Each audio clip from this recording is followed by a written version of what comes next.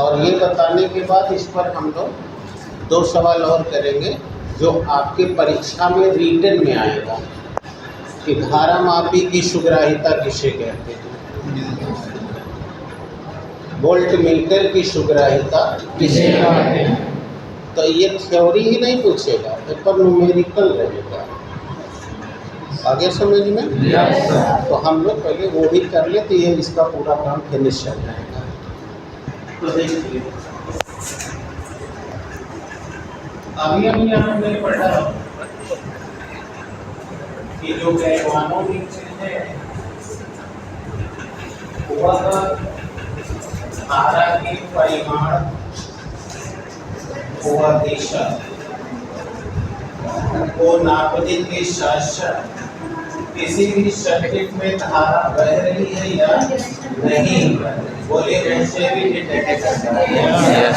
तो आपने परिभाषा देखी ना कि धारा मापी वह यंत्र है जिससे किसी भी सर्किट में बह रही कम मान की धारा, ऐसा भी सब कम मान की धारा दिशा नापने के साथ उसमें धारा को भी डिटेक्ट किया जा सकता है। उसी अंदर का धारा मापी। अब जिस बात पर इशारा करेंगे उसको ज़्यादा ध्यान से देखिए। ये तो बात होगी लंबी चुकी और आप पढ़ लीजिए।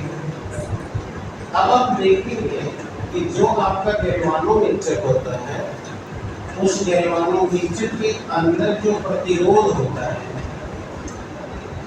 क्या वह औसत मान का होता है। अब आप जानते हैं औसत मान क्या होता है? जो बहुत न कम हो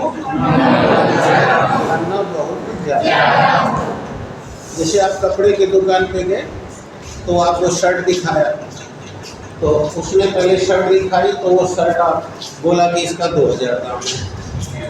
तो आपने क्या कहा भैया थोड़ा कम दाम का दिखाओ, तो 1000-1200 का दिखा दिया।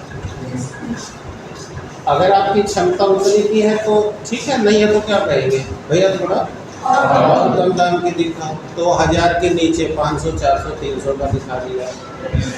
तो अभी 500, 400, 1000, 1200 और 2000 इन तीनों में हम एवरेज किसको मानेंगे? जो बीच वाला है। तो बीच वाला वैसे एवरेज का नियम तो फिजिक्स में आप अच्छी तरह जानते हैं, बट हम एक जनरल भाषा में बोल रहे हैं तो हम कहते हैं 1000 रुपये का एवरेज है। तो उसी तरह से मैं आपके दिमाग में ये भरना चाहता हूँ कि कोई भी अगर गैल्वानोमीटर का वर्क कर रहा है तो उस गैल्वानोमीटर में जो रेजिस्टेंस यूज होते हैं उनका मान औसत दर्जे का होता है। और अगर इससे कम मान में टर्न कर दिया जाए उसी क्षण वो जो है गैलो से बन जाएगा अमीटर। और अगर इसका रेजिस्टेंस औसत दर्जे से बढ़ा दिया जाए बस वो टर्न हो जाएगा वोल्टमीटर। पहले कॉन्सेप्ट को पकड़िए, कैसे कम ज़्यादा होगा वो अभी बात करेंगे। कॉन्सेप्ट क्लियर है ना? फिर से सुनिए।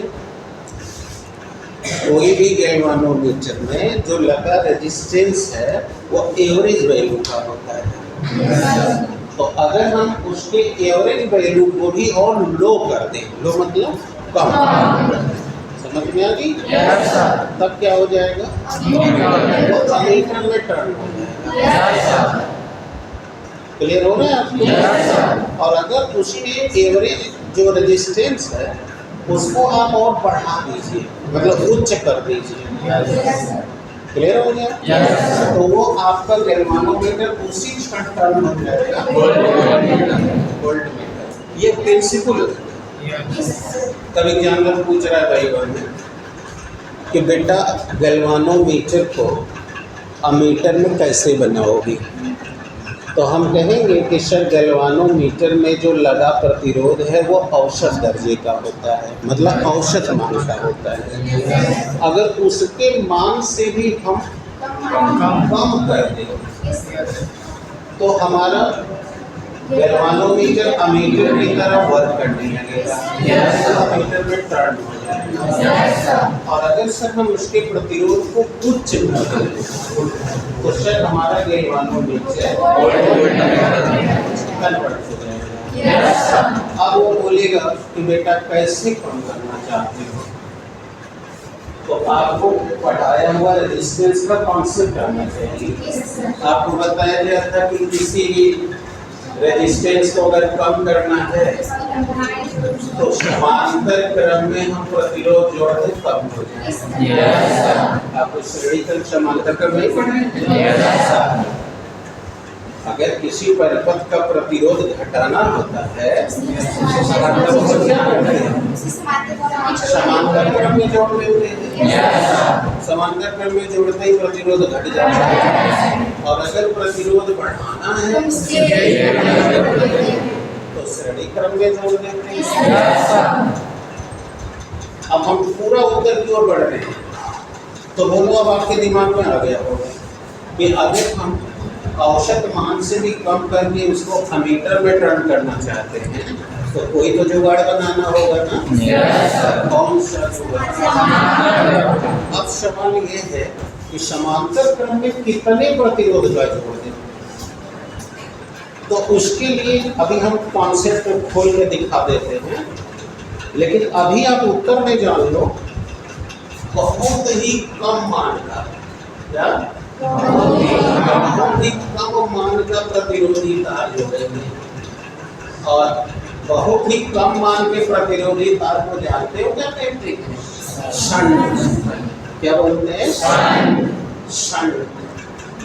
शंट का मतलब ही होता है कि कम प्रतिरोधी मान का तार। इसका मतलब कि अगर तुम एग्जामिनर को पूरा रूल्स नियम नहीं समझाना चाहते हो तो डायरेक्ट उत्तर दे सकते हो कि सर हम गैल्वानोमीटर के समांतर क्रम में शंट जोड़ दें तो यह तुरंत अमीटर में कन्वर्ट हो जाएगा। अगर कॉन्सेप्ट नहीं समझाना चाहते हो, सीधे रिप्लाई करना चाहते हो तो you can choose this answer. अब समझ आ गया आपको?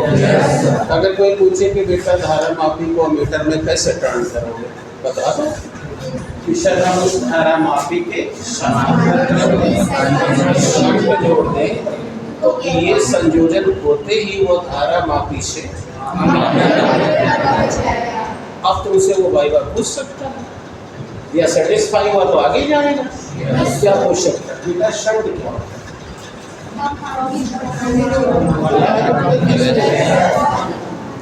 कम प्रतिरोधी मान के प्रतिरोधी तार को शंट कहते हैं। आगे समझ लो। अब अगर पूछता है कि बेटा कम प्रतिरोधी मान का शंट जोड़ते हो तो ये कैसे अमीटर की तरह वर्क करेगा, तो बताओ आपकी परिभाषा में कहा गया था कि यह कम धारा नापेगा। इसका मतलब अमीटर वाला तो कम नहीं नापेगा, वो नापेगा अधिक धारा, जो हम पिछले दिन उस जगह रख रहे थे। ये तुम्हारे घर में जो लाइन आई है वो लाइन का रीडिंग जो कर रहा है तुम्हारे घर में लगा मीटर, वो गैलो नहीं है, मीटर है। बताओ कहाँ दिक्कत हो रही है? तो अब हम तुमको सर्किट बना के दिखा देते हैं कि कैसे शंट जोड़ेंगे तो वह अधिक धारा नापेगा। चले सर जी? आइए, पहले कॉन्सेप्ट क्लियर हुआ कि नहीं?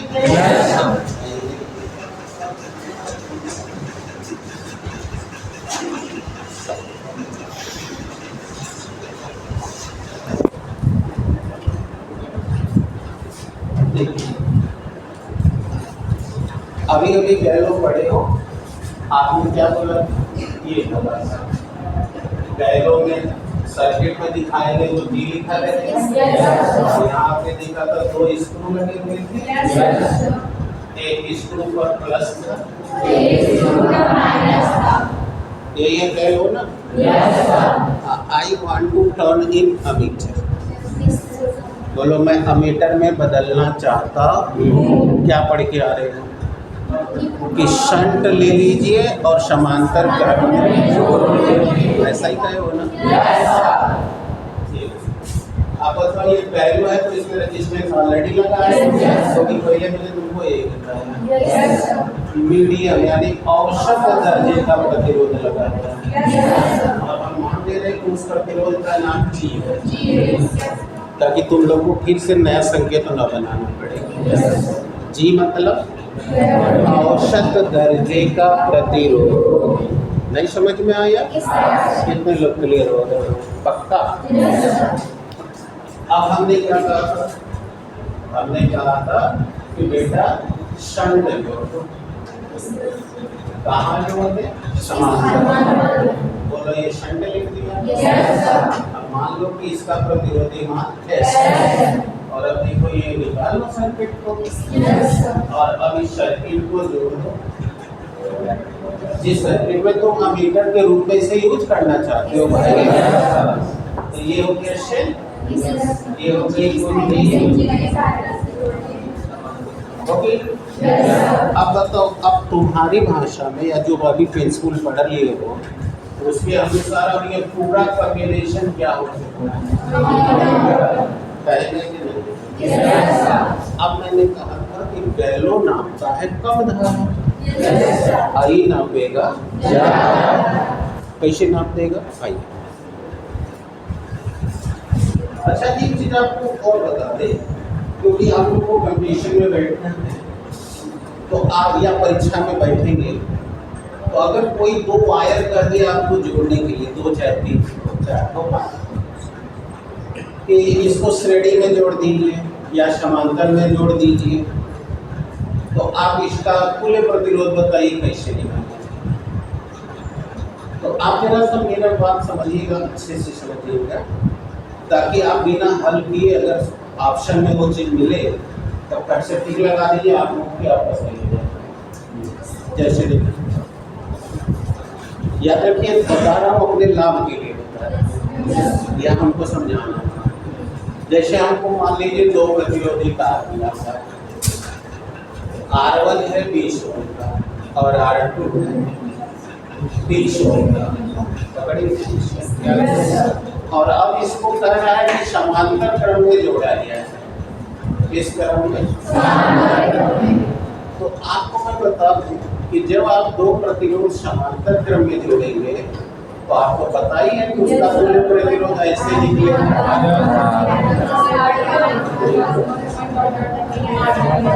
इसमें तो कोई शंका नहीं है, लेकिन मैंने आपको ट्रिक दिया कि जब आप इनको जोड़िए और आपका आंसर जब आए वो पक्का मान के चलिएगा जो लोवेस्ट फिगर होगा, लोवेस्ट मतलब जो सबसे कम होगा, आपका कुल प्रतिरोध उससे भी कम रहेगा। क्या रहेगा? कम है।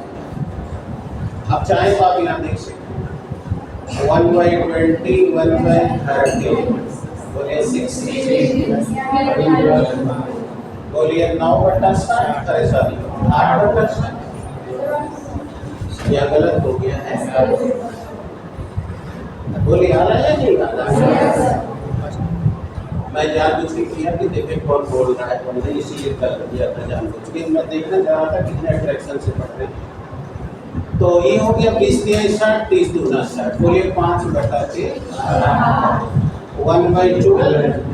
देखिए आ गया ना बाहर, बताइए लोएस्ट फिगर से कम है कि नहीं? अब अगर ये जब कंडीशन में है और वहाँ ऑप्शन दे रहा है 12 20 30 और 22 ऐसे करके दे रहा है, तो आप बताइए सबसे कम वाला इन दोनों में 20 है और हमारे ऑप्शन में सबसे कम वैल्यू 12 है, बाकी सब वैल्यू ज़्यादा है। तो बताओ हम काहे का लगाए नहीं जाए? काहे का लगाए भाई? नहीं लगा रहा। और अगर ऑप्शन में 2 लोवेस्ट फिगर होगा तब तो हमें लगाना पड़ेगा, लेकिन एक ही तो होता आप घूम के मार देंगे ना? क्या दिमाग में गया? नहीं गया।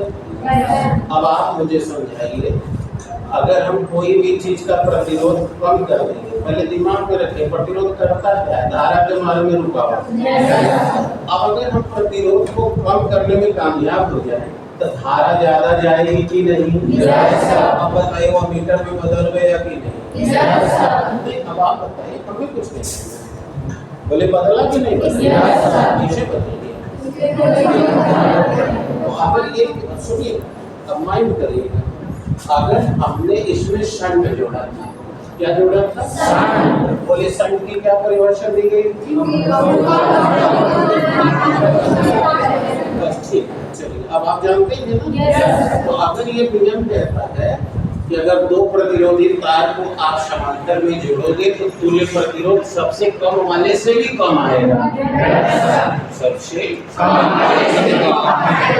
आएगा। तो बोलो आप शंट कर रहे हो, शंट ऑलरेडी बेचारा एकदम छोटा सा है, तो जो तुल्य आएगा वो उससे भी कम ना आएगा। अगर हम शंट ले रहे हैं 0.002 का, तो बोलो हमारा जो तुल्य वैल्यू आएगा ये उससे कम आएगा, यानी कि आ जाएगा 0.00 समथिंग। तो बताओ ये तो नेग्लिजिबल भी है, माने उसका प्रतिरोध एकदम कम हो गया। तो बताओ वो धारा ज्यादा जाने देगा कि नहीं? तो जाने देगा धारा, तो बोलो मीटर क्या कर रहा है?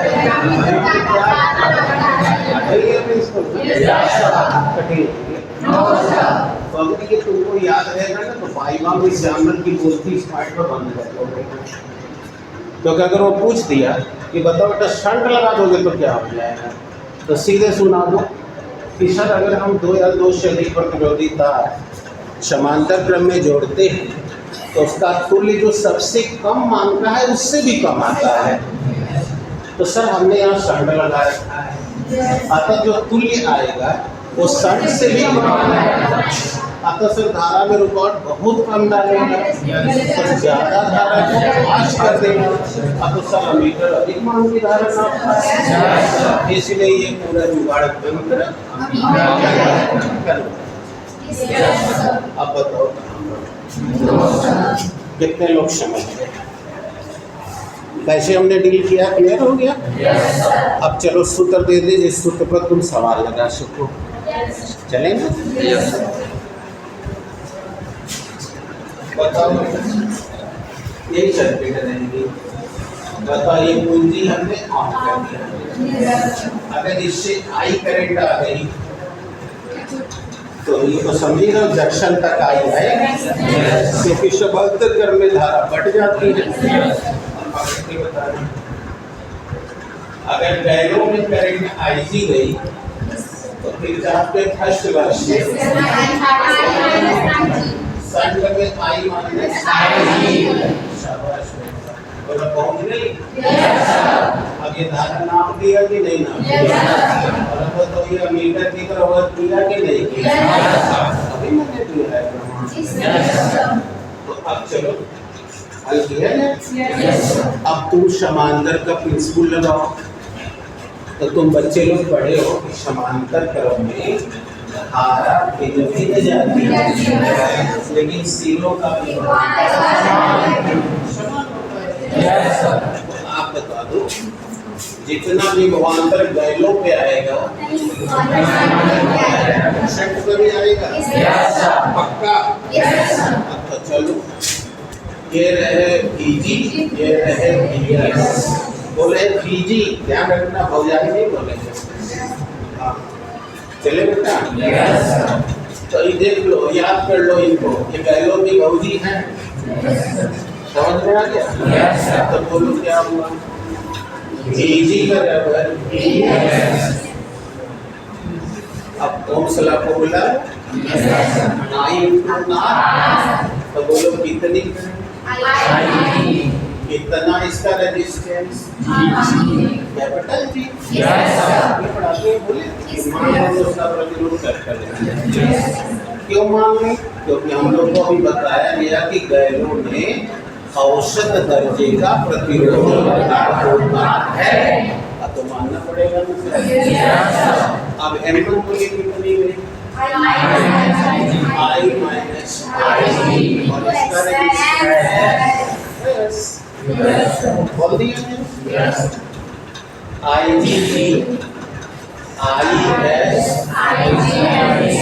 IG साहब को उधर बुला लो, IG प्लस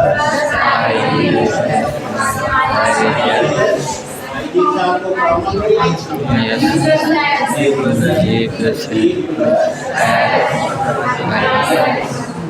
IS, तो बोलो आई बराबर यही दो अल्टरनेटिव IG बराबर आगे आपका अब तुमको जब ये सवाल पूछेगा तो समझो क्या देगा। जो अभी बोले थे ना न्यूमेरिकल आएगा, ये है बेटा गैल्वानोमीटर में जाने वाली, ये है परिपथ में बहने वाली कुल धारा। और यही बच्चे नहीं ध्यान रखते हैं, एकदम हल्का सवाल छोड़ के परीक्षा से आ जाते हैं। बता दो मेरे कहाँ गलती करता है। अगर ये परीक्षा में भूल भी जाए सूत्र, अब तो के सूत्रों के पढ़े हो गए तब वो ही तुमको जगा देगा, नहीं जगा देगा। अगर बिल्कुल समझे तो नहीं जगा देगा। सूत्र भूला गया उसको पता कैसे निकाल किसको लेके कर जो था वो खा जाएगा। हाँ सर नहीं ना प्रॉब्लम। तो बेटा ये है गैल्वानोमीटर में बहने वाली, ये है परिपथ में, ये संट का प्रतिरोध है और ये गैलो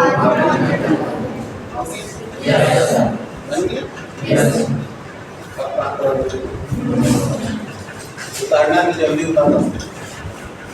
हमें बदलना है गैलो को कहाँ, घर भी उतार सकते हो, चले बेटा। तब देखो वोल्ट मीटर में कैसे टर्न करें, बोलो क्या कहा गया। तुम ऐसे भी जानते हो कि वोल्ट मीटर में प्रतिरोध उच्च मान का होता है, अभी पढ़े। अब बताओ किसी का प्रतिरोध कैसे बढ़ाया जाता है। और अब हम तुमको श्रेणी का भी प्रिंसिपल दे देते हैं।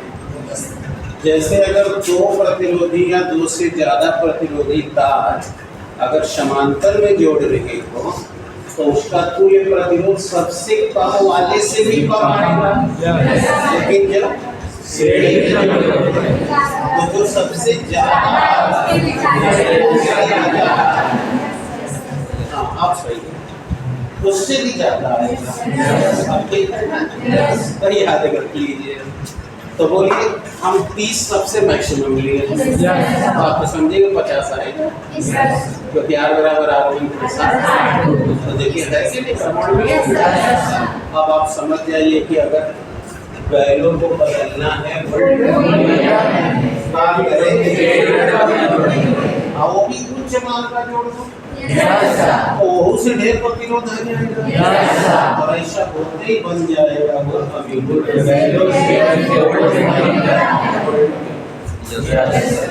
टर्न हो गया कि नहीं। अब हो गया तो लिख सकते हो अपनी कॉन्सेप्ट में। क्या लिखोगे बोलो। अगर गैल्वानोमीटर के श्रेणी क्रम में हम उच्च प्रतिरोधी तार का मान का तार श्रेणी क्रम में अगर जोड़ें तो उसी क्षण वह गैलो से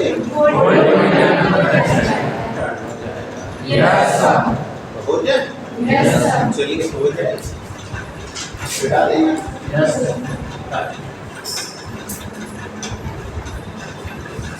आइए देखिए, ये श्रीमान जी आपने गैलो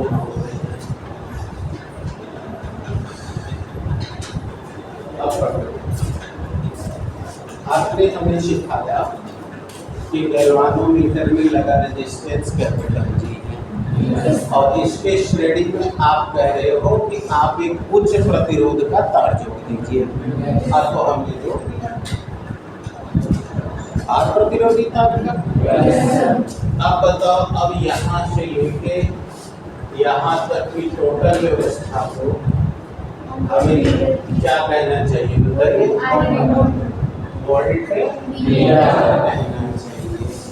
तो टर्न हो गया वोल्ट मीटर में, ऐसे घेर दिए। कोई डाउट प्रॉब्लम? तो अगर पूछा जाएगा कि अमीटर को वोल्टमीटर में कैसे टर्न करोगे, तो कहें सॉरी गैल्वानोमीटर को, तो आप कहोगे सर गैल्वानोमीटर के श्रेणीकरण में हम उच्च प्रतिरोधी मान का तार जोड़ देंगे, तो ये पूरी की पूरी संयोजन वोल्टमीटर बनी जाएगी। तो अब इसका भी समीकरण हल कर लें। बताओ आप, अब जैसे ही आप इस पूरे डिवाइस को जोड़ दोगे किसी सर्किट से और कुंजी ऑन करोगे, तो अगर इसमें आई करंट आएगी तो बोलो ये आई करंट की बैलों में भी जाएगी और आई क्योंकि श्रेणी में धारा सबको पढ़ा गया है। तो आई इसमें भी गई और इसमें भी गई, कोई प्रॉब्लम नहीं। तो आप बताओ क्या होगा इसके, तो देखो जितना पीछे का प्रिंसिपल है वही लग रहा है, इसमें कुछ हम कुछ नहीं कर रहे हैं। तो तुमने पढ़ा है कि श्रेणी में धारा बनने जाती है और सीनों का विभवांतर अलग। इसीलिए मैं कहता था कि जो न्यूमेरिकल लगा रहा है उसको प्रॉब्लम कभी नहीं आएगी, कोई भी फार्मूला याद भूलेगा नहीं, और जो नहीं कुछ कर रहा है तो उसका अपना उसी का विपरीत रिजल्ट होगा। तो इसलिए तो इसके सिरे पर अगर विभव मान लो भी बना गया और इसके सिरे पर तो आप जानते हो कि विभव अदिश राशि है और उसके रूल के अनुसार इसका परिणामी विभव समस्त विभवों के योग के तुल्य, किसी मान के तुल्य।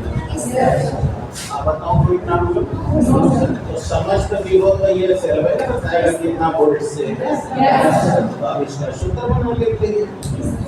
बताओ परिणामी विभव बराबर क्या दिक्कत आ रही है? अब बताओ ओम्स लॉ बना ले, बोलो आई और इसमें जी क्या आएगी? आई जी। अब बताओ V2 R कितना है? अब बताओ G प्लस कहाँ दिक्कत है? अब बताओ क्या फार्मूला तैयार हो चुका है? ये नहीं हो चुका है, यानी हमको टोटल पोटेंसी पता है, उसमें बहने वाली धारा निकालनी हो तो भी निकल जाएगी। पूछा जाए कितने प्रतिरोध का जोड़ने की वो वोल्टमीटर में टर्न हो जाए तो भी निकल जाएगी। क्या दिक्कत आ रही है? कोई डाउट?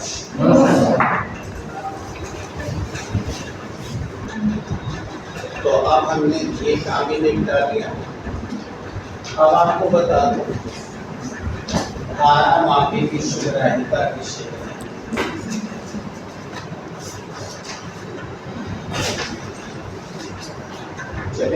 Yes.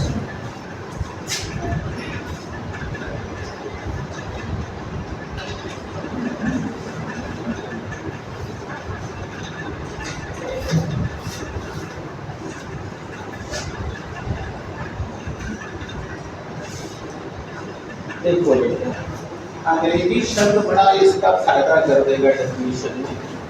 अंग्रेजी में इसे कहते हैं हाइपर सेंसिटिविटी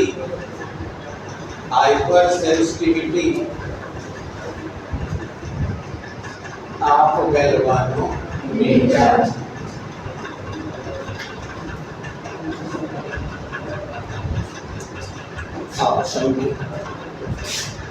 देखो इसकी डेफिनेशन जो आसान है, पहले शब्दों से खेल लो, तुमको डेफिनेशन तक पहुंचा देगा। आपको तो मेरा सर अपने बॉडी में सोचो तो तुम्हें पता है बेटा कि भगवान ने तुमको 5 इंद्रियां दी हैं, और इंद्रियां बोले तो तुम्हारी भाषा में वह शरीर के अंदर का एक ऐसी डिवाइस है जो हमें बाहर से क्या कहा जा रहा है, दिखाया जा रहा है या कुछ हो रहा है, उसका हमें सेंस ज्ञान कराता है। तो बायोलॉजिकल भाषा में इसे बायोलॉजिकल भाषा में इसे सेंसरी ऑर्गन कहा जाता है, यानी वो ऑर्गन जो सेंस का ज्ञान कराता है। अब दूसरी बात आती है सेंसिटिविटी क्या है। अब जैसे मैं वो बता रहा था उसको भी समझाऊं। जैसे आपकी जीभ स्वाद का ज्ञान कराती है, वैसे ही कोई वस्तु खाने पीने की आपकी जीभ पे टच करे तुरंत बता देता है मीठा है, तीखा है, क्या। ऐसे ही दूसरा त्वचा को ले लो तो आप जानते ही पढ़े हो, ये हमें हीट का ज्ञान कराती है। अभी वायुमंडल का बढ़े घटे हम कभी ना बढ़ी गर्मी है, बढ़ी सर्दी है, यानी what kind of perception we are getting by our sensory organ skin. According to this, I can just explain that circulate is very hard, but it's very cold. कर सकते हैं, आप कर सकते नहीं करते नहीं। अब एक बड़ा अच्छा सा टीवी में प्रचार है एक मंजन का, देखिए दांत में सेंसिटिविटी हो जाती है, यानी दांत कोड़ हो जाते हैं। जैसे लोग जो खट्टा तभी से खा ली तो बैठ जाते हैं, लेकिन अब कुछ नहीं पता वो कौन सी घटना है, सेंसिटिविटी। यानी सेंसिटिविटी को हमारे बायोलॉजी का एक शब्द है कि अगर शरीर का कोई भी अंग वातावरण के बदलाव से अति संवेदनशील हो जाए तो उस घटना को एलर्जी कहा जाता है। जैसे कई लोग को धूप से एलर्जी है, किसी को सुबह सुबह टहलने तो जो पोलन ग्रेन उड़ के जा रहे हैं बाग बगीचे में उनसे एलर्जी हो जाती है, कुछ लोग को सेंड से एलर्जी होती है। तो बहुत तरह की एलर्जी हर मनुष्य में किसी न किसी तरह की होती है। जैसे कुछ लोग को पढ़ने से एलर्जी होती है, हंसने का विषय नहीं। अगर उनको कुछ सुना, इसका मतलब ये नहीं तो पढ़ने में कमजोर होती है, उनकी सोचने की सामर्थ्य बड़ी ज़्यादा होती है। तो पढ़ने की वजह सोचते हैं कुछ सुना दे कोई तो हमको याद, ये हंसने का विषय नहीं है।